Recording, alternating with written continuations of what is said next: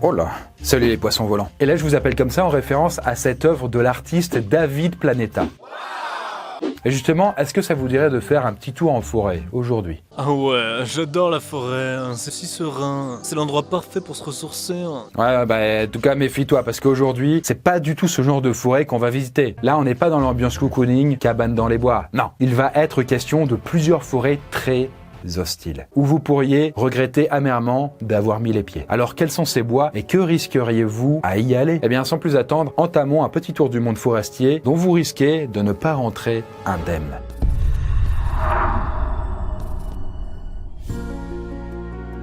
Bon, le premier endroit où je vous recommande de ne pas vous appesantir, c'est la forêt amazonienne. Bon, j'admets que c'est pas un endroit très précis, car cette jungle s'étend quand même sur pas moins de 9 pays différents. Mais la majeure partie est quand même au Brésil. En tout cas, c'est clairement pas le genre d'endroit où je vous conseille d'aller sans préparation.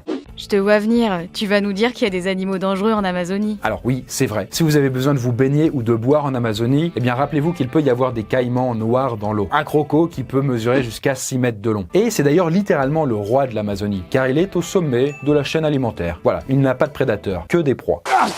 C'est moi le malin. Alors après, ces caïmans n'attaquent pas non plus fréquemment les humains, mais ça peut quand même arriver, notamment à des pêcheurs au moment où ils plongent pour récupérer leur filet. Et il y a aussi eu la fois en 2010 où une pauvre gamine s'est fait croquer par un gros caïman de 350 kg. Du coup, lors de son autopsie, on s'était rendu compte que non seulement elle avait beaucoup saigné, mais le crocodile a même réussi à lui casser le fémur. C'est quand même dire la puissance de la mâchoire. Et d'ailleurs, le caïman n'est pas le seul animal dangereux en Amazonie, vous imaginez bien. Il y a aussi des araignées venimeuses, des scorpions, des anguilles électriques, des anacondas verts, et je précise aussi d'ailleurs que c'est le plus gros serpent du monde et qu'il peut peser jusqu'à 250 kg quoi. Ouais, tant que ça. Eh ouais. Il est souvent caché dans l'eau avec juste ses narines qui dépassent en surface, juste pour respirer de temps en temps quoi. Et tout ça, sans compter les fourmis légionnaires, mais aussi les raies venimeuses ou même les jaguars. Un gros chat qui s'en prend rarement à l'homme, mais quand ça arrive, c'est pas non plus joli à voir. En témoigne par exemple ce chasseur, Pedro Vaz Ferreira, qui s'est fait crever un œil et qui a globalement été défiguré par un jaguar. Et t'as oublié les piranhas. C'est vrai ça. On en fait des caisses avec les piranhas, mais bon, en fait, il n'y aurait jamais eu aucune mort directe imputable à des piranhas. Au maximum, ils ont blessé et gratiné des humains. Mais c'est tout. Mais en tout cas, l'animal le plus dangereux de l'Amazonie, c'est peut-être l'humain. Car je rappelle, ou j'informe quand même que c'est l'une des régions du monde avec le plus haut indice de criminalité. Comme peuvent en témoigner par exemple une certaine Catherine Sarah Cox qui s'est fait kidnapper dans la forêt, ou encore Sebastian Woodruff. Sebastian est un touriste canadien qui s'est fait lyncher au Pérou sans raison apparente. Il existe une vidéo prise peu de temps avant sa mort où on le voit supplier ses agresseurs de lui laisser la vie. Sans succès. Bref, faut toujours faire gaffe quand on voyage et qu'on ne connaît pas les mœurs locales. Il y a aussi énormément de touristes qui se prêtent à un rituel chamanique d'Amazonie plutôt branché et qui consiste à prendre de l'ayahuasca, c'est-à-dire une plante hallucinogène qui normalement est non toxique. Mais il y a quand même certains bad trips qui se sont soldés par la mort de plus de 10 touristes ces dernières années. Parfois ils sont tombés raides morts et d'autres fois, ils se sont suicidés. Renseignez-vous sérieusement avant de vous balader en Amazonie, ne serait-ce que pour ne pas vous perdre. Mettons maintenant le cap sur les forêts humides Gondwana de l'Australie. Oh non, par quel animal on risque encore de se faire bouffer? Non, le problème n'est pas là. Enfin, on est quand même en Australie. Il n'est jamais exclu de croiser un serpent ou un kangourou. Et là, faut pas essayer de leur faire peur, ni essayer de les nourrir, car sinon, comme tous les animaux sauvages, ils peuvent devenir agressifs. Non, là, le vrai souci dans la forêt Gondwana, c'est la flore. Ah je sais, il y a un risque d'incendie. Non, oui, c'est vrai. Et c'est d'ailleurs en même temps pour ça que le site australien des parcs nationaux recommande de consulter les infos relatives aux incendies avant toute escapade dans les bois. Voilà, c'est très important de ne pas se retrouver piégé, car parfois les incendies peuvent progresser à une vitesse folle. Le risque d'incendie, vous me direz, il concerne un peu toutes les forêts. Voilà, par exemple, l'Amazonie dont on a parlé, elle a également bien flambé ces dernières années. Donc vous devez faire attention où vous alliez, surtout quand c'est dans les saisons chaudes. Mais non, ce qu'il y a de spécifiquement dangereux dans cette forêt d'Australie, c'est cette plante d'allure toute douce et inoffensive. J'ai nommé la Gimpy Gimpy. Et là, ne vous fiez pas à ce pseudo sympathique, car son vrai nom, c'est la Dendrocnide moroïde. Et là, il suffit d'un simple contact, d'un vulgaire effleurement charnel avec cette Gimpy Gimpy pour ressentir une brûlure vraiment atroce. Juste un effleurement en plus. là je suis foutu quoi. Mais il est complètement fou ce mec. Car du coup à sa surface, eh bien il y a des petits poils, enfin des trucs qui ressemblent à des petits poils, mais qui sont en fait des petites aiguilles qui injectent une substance toxique dans votre corps. En fait, une chercheure australienne a volontairement touché une de ces plantes pour savoir si c'était si terrible que ça. Oui, du coup, c'est si terrible que ça. En fait, elle a dit: c'est la douleur la plus puissante que vous puissiez imaginer. C'est comme être brûlé à l'acide et électrocuté en même temps. Et elle n'exagère pas en fait. C'est un petit peu comme les orties, mais en bien pire. En fait, la douleur apparaît tout de suite après le contact. Et le pire, c'est que ça s'intensifie pendant une demi-heure. Et au bout de 30 minutes, eh bien là, c'est le pic. Et ensuite, les douleurs peuvent persister pendant encore plusieurs heures. Mais quelques heures, c'est seulement là quand la piqûre n'est pas grave. Puisque dans le pire des cas, ça peut durer plusieurs jours, voire même plusieurs semaines et même plusieurs mois. Comment ça peut durer aussi longtemps? C'est parce qu'en fait, les poils venimeux restent plantés dans la peau et ils peuvent y rester pendant, du coup, des mois entiers, et relâchant alors parfois un tout petit peu de leur toxine. Bref, une expérience plutôt déconseillée. Surtout que la douleur n'est pas que locale. Il y a également les ganglions qui gonflent sous les bras. Vous aurez donc mal jusqu'aux aisselles et sentirez votre sang palpiter dans votre bras. Bref, c'est l'enfer. Et pour ne rien rajouter, même quand la Gimpy Gimpy est morte, qu'elle est sèche au sol, faut toujours pas la toucher, parce que le venin reste toujours actif. Et d'ailleurs, cette plante est tellement diabolique que vous pouvez carrément être pris d'éternuements et de saignements de nez simplement en restant à côté et en respirant du coup les vapeurs qu'elle pourrait émettre. Et même si la plupart des contacts sont juste douloureux, le venin pourrait être dangereux et potentiellement mortel dans les cas les plus sévères. Donc si vous vous baladez dans la forêt Gondwana, attention où vous mettez les pieds et les mains et le visage et le corps. Attention quoi.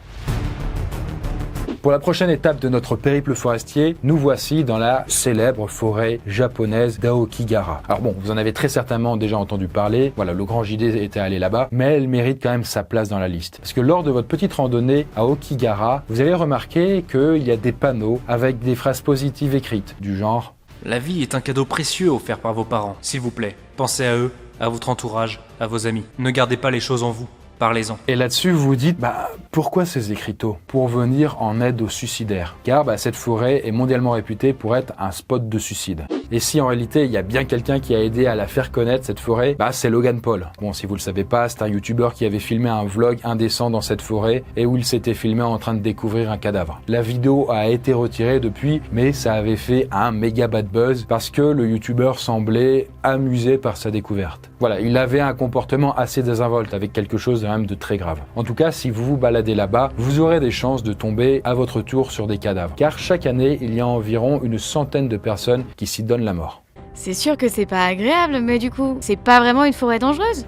En fait, si, parce que il y a quand même un risque, qui est celui tout simplement de se perdre. Car il paraît que à cause des métaux ferreux contenus dans le sol de la forêt, les boussoles sont inutilisables. Et en plus, le GPS ne passe pas. Même avec votre smartphone, avec Google Maps ou je ne sais quoi d'activer, vous ne vous verrez pas. Surtout que la forêt est dense, très dense, ce qui fait qu'il est dur de voir la direction du soleil. Bref, c'est tellement dur de retrouver son chemin dans cette forêt qu'on a déjà retrouvé des dépouilles de randonneurs qui n'étaient pas suicidés, mais simplement perdus. Et sans compter les gens qui tombent dans des trous. Parce que du coup, cette forêt étant installée sur une sorte de relief volcanique, il y a des sortes de cheminées qui sont parfois cachées par la végétation et dans lesquelles on peut tomber. Et même si on ne meurt pas sur le coup, il suffit de se casser une jambe pour ne plus pouvoir remonter. Et comme personne ne vous entend et que vous n'avez pas de GPS, vous mourrez là-dedans. Effectivement, ça donne pas envie. Bon, après, chacun ses croyances, mais pas mal de monde pense que cette forêt est hantée à cause de tous les suicidés qui sont là-dedans et qui n'ont pas réussi à trouver le repos. Alors qui sait, peut-être que c'est simplement le désespoir qui a frappé les randonneurs et qui sait si c'est pas ce qui vous arriverait si vous y faisiez vous aussi un petit tour. Bien, cette forêt-ci se situe sur l'île de Rinca, en Indonésie. Alors c'est tout à fait charmant, voilà, un petit bout de terre boisée avec vue sur la mer, magnifique. Mais pourquoi se méfier de cette forêt? Parce qu'elle abrite des dragons de Komodo. Non, attendez, c'est pas vraiment des vrais dragons, mais c'est plutôt des sortes de gros lézards auxquels il faut faire très attention. Oh, il y a plus dangereux. Chaque année, il y a plein de touristes qui vont sur cette île sans souci. Ouais, mais il est obligatoire d'être accompagné par un guide local pour s'aventurer sur cette île. Car derrière leur petit air tout endormi et tranquille, les dragons de Komodo peuvent attaquer de manière plutôt fourbe et de préférence les cibles isolées. Et comme ils courent ces petites bêtes à près de 21 km/h, faut quand même avoir une bonne condition physique pour pouvoir ne pas se faire rattraper. Normalement, quand on court en sprint, on va à 25-30 km/h, donc ça devrait aller. Mais bon, encore faut-il ne pas tomber sur les racines qui jonchent le sol. Surtout si le dragon vous prend par surprise. Effectivement, les dragons sont très bien camouflés dans leur environnement. Parfois, ils se cachent même sous les maisons à pilotis. Livrés à vous-même, vous avez donc des risques de vous rapprocher d'eux sans le vouloir, et donc de vous rendre vulnérable. Et si le dragon parvient à vous mordre, eh bien, c'est vraiment pas de chance, car ses gencives injectent un venin et un anticoagulant dans les proies. Et en l'occurrence, vous qui fait du coup que votre sang n'en finit pas de couler et qu'il y a un gros risque d'hémorragie mortelle. Après, clairement, ça n'arrive pas tous les 4 matins, mais depuis les années 70, les dragons de Komodo auraient attaqué 31 personnes, dont 5 sont mortes. Effectivement, j'avoue, ça fait quand même pas beaucoup, ça fait moins d'une personne qui a attaqué par an, donc ça va. Mais parce que les gens sont prudents quand ils se baladent là-bas. Donc si vous voulez aller visiter la forêt de Rinka, eh bien essayez de vous tenir à bonne distance de ces varans de Komodo. Et en dernier recours, je vous donne 2 petits conseils. Le premier, c'est de pas essayer de grimper dans un arbre pour les fuir, car du coup il y aurait un risque de tomber sur un jeune varan, les petites bêtes vivent perchées, et là ce serait dommage. Et le deuxième conseil, pour essayer de les semer, c'est de courir en zigzag, car du coup comme ils sont gros et qu'ils ont une certaine inertie, ils galèrent à tourner, et ils vont du coup surtout vite en ligne droite. Mais bon, j'espère que vous vous méfierez assez pour ne pas en arriver là. Cette dernière forêt va vous faire regretter les précédentes. Parce que imaginons que vous soyez dans le nord-est du Nigeria et que vous décidiez à faire une petite balade digestive dans la forêt de Sambisa. Alors, de prime abord, elle a l'air aussi accueillante que n'importe quelle forêt. Du coup, pourquoi ne pas s'enfoncer là-dedans finalement? Bon, il y a quand même pas mal d'arbustes épineux qui empêchent de progresser dedans, mais avec de la persévérance et une bonne petite cisaille, vous pouvez avancer. Et à quel moment c'est dangereux? Eh bien, au moment où vous vous rendez compte que la forêt abrite une ONG du nom de Boko Haram. En vrai, c'est un groupe armé salafiste. Et ils ont mené pas mal d'actions terroristes, comme kidnapper par exemple 200 lycéennes des environs en 2014. Et devinez du coup où ces lycéennes ont été captives? Dans la forêt de Sambisa? Exactement. Comme vous le comprenez, vous avez énormément de chances d'être attaqué ou au moins fait prisonnier par des insurgés si vous vous baladez dans cette forêt. Et les autorités ne pourront pas faire grand chose pour vous. Il y a bien des assauts relativement victorieux qui ont été menés récemment dans Sambisa, mais la végétation est très dense. Donc c'est dur d'évoluer au sol. Et c'est dur aussi de faire du repérage aérien et relativement imprudent de la bombarder vu que y a des otages. Mais si par chance vous ne croisez aucun terroriste, je vous souhaite quand même bonne chance car la forêt de Sambisa est infestée de mines terrestres. Et du coup, au détour d'un chemin, vous pouvez très bien vous faire exploser les jambes ou peut-être tout le corps. Bref, c'est clairement la forêt où je vous recommande le moins du monde de faire une balade champêtre. Sur ce, j'espère que ce petit tour d'horizon de différentes forêts dans le monde vous aura intéressé, mais n'oublions pas que les forêts sont safe la plupart du temps et que c'est plutôt une sorte de sanctuaire de biodiversité. Et sur ce, moi la Poiscaille, je vous dis à bientôt dans une nouvelle vidéo.